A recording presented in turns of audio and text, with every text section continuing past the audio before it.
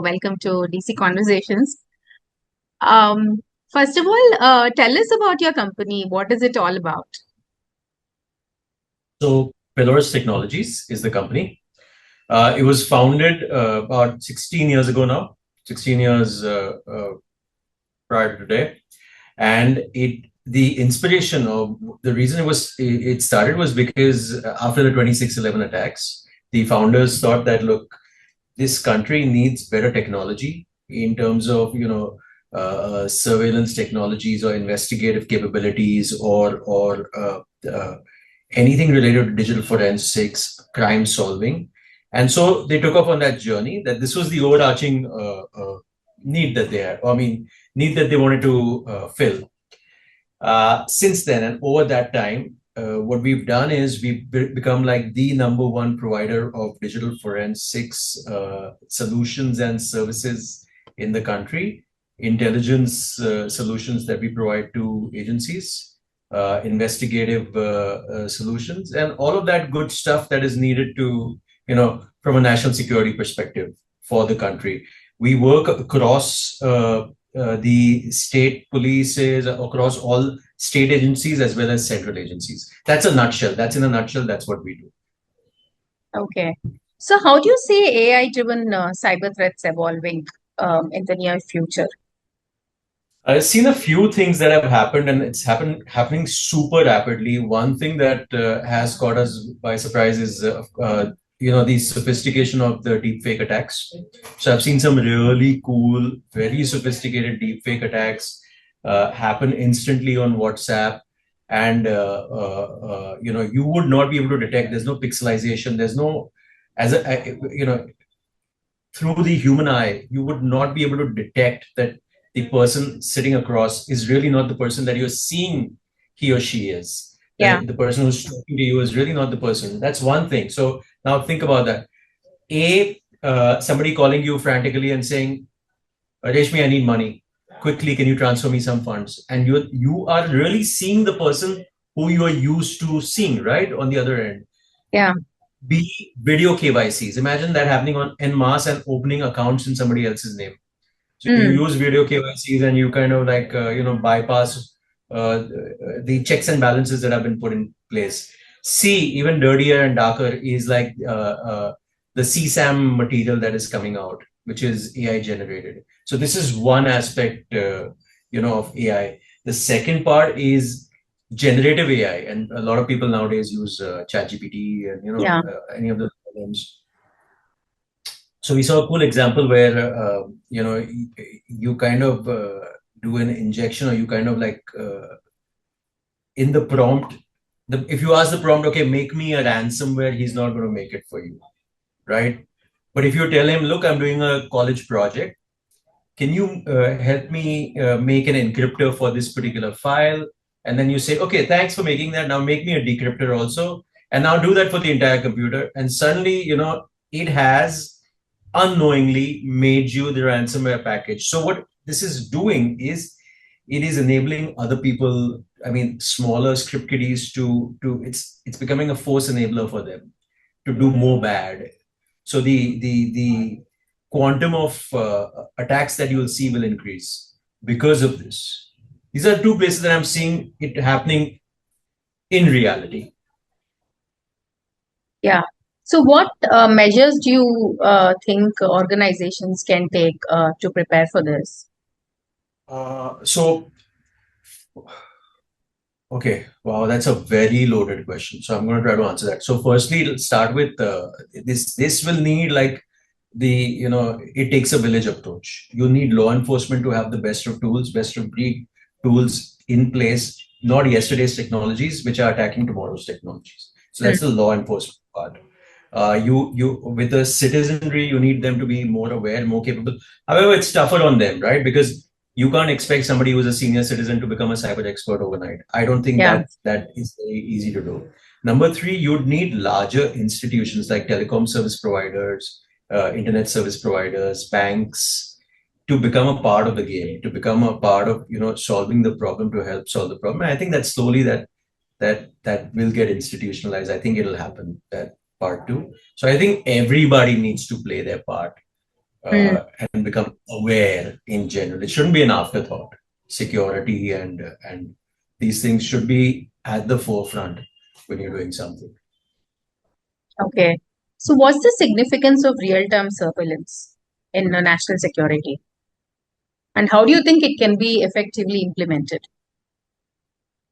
So, surveillance is being implemented so that you can identify suspects. What happens when you have usually when you have a crime reported to you, it's from some unknown person. Somebody's done something. Maybe he's done it over a WhatsApp call. Maybe he's done it physically. So if it's a physical threat or something that's happened, then from an investigative perspective, you look at CCTV footages to try to find who the person is, look him up in different databases, stuff like that. If it's happened on a digital front, then you will try to find those digital footprints. You'll try to find those breadcrumbs that can tell you, how do you uncover the identity of the person who's done it. That's the first step. And once you've identified the identity, then what you try to do is see if there's a nexus, see what was the motive, the who, where, what, where, when, how, and why kind of a thing. You got to break that whole thing before you just produce it before the court and say, okay, these are my findings. That's what an investigating officer would do typically. Yeah. So what trends have you seen in law enforcement agencies' adoption of AI-powered security solutions? What I'm seeing is that law enforcement agencies are very open nowadays, to learning. So a few things I've seen. I've seen capacity building happening, and I've attended a lot of sessions where different law enforcement agencies want to learn, they want to get trained, they want to get better. They already know the real world very well. They know what the current types of crimes are happening. Nobody knows it better than them. They're also getting more savvier. They are hungry to learn. That's one part. Number two, I think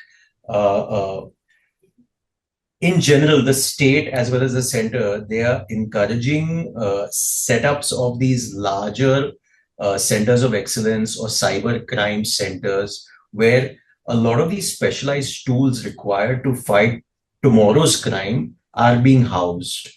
So that is also happening as a trend, and we see that happening. We've seen a couple of states as early adopters, and then I think this trend will continue until such time that every state has, and up till district level, you have capabilities to address these crimes. I mean, that's the need of tomorrow. It's going to happen.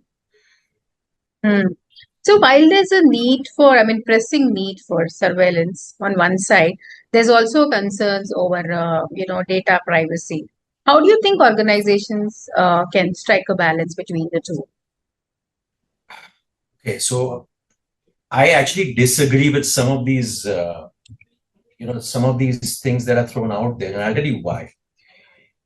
Citizens who are concerned about data privacy, firstly, they shouldn't put up their information on the social media platforms that they do. There are people who readily put their information out there. Law enforcement does not look at everybody's information unless they're required to. They work under stringent laws. They're very, very, and especially within the Indian context, we have very strong laws in place to ensure that law enforcement get just the piece of the pie that they need to solve the puzzle. They don't do some sort of a mass surveillance that's out there. They don't do that kind of stuff. They're not mandated to do that. They don't have the capacity to do that. So if somebody is very concerned about the privacy, then they shouldn't be giving out their information to the Googles and the Amazons and the Facebooks, Instas, WhatsApps of the world, because that's our first exposure. That's what we are doing. So I think this thing that law enforcement is the bad guy. No, they're trying to help you. They're trying to uncover, like I said earlier, the folks, the unidentified suspect is who they are after, not you and your personal life. No. Yeah, but we live in a social world. So how does one not give out information? Because I don't think you can even sign a form or probably even check into a hotel without giving out your personal information, right? True Even if you that, were we to do go live in and a dine social. at a restaurant, they would ask you for a feedback and your number and email address and all They that. do, they do. So when they ask me, I refuse. I say, I'm sorry, I'm not comfortable in giving that. That's one part. But so where required, but you do live in a social world, and generally, you can have your closed bubbles, who you want to share information with, and who you don't want to. But so this is answering your previous question. So my question would be back at the folks who talk about privacy, is that yes, you do live in a social world.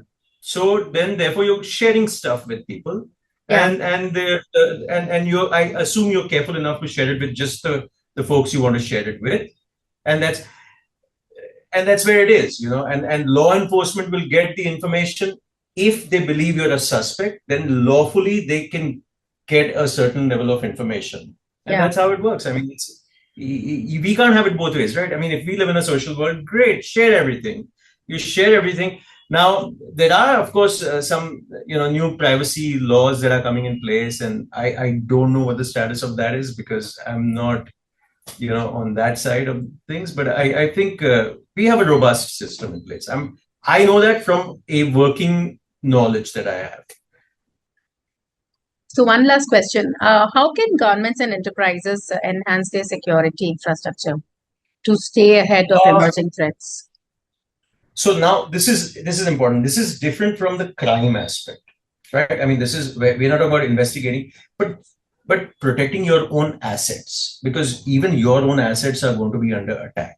So a practical thing would be, let's say, if small and medium enterprises, they have valuable data that they don't want stolen by state and non-state actors or competitors or what have you, or just a nefarious actor.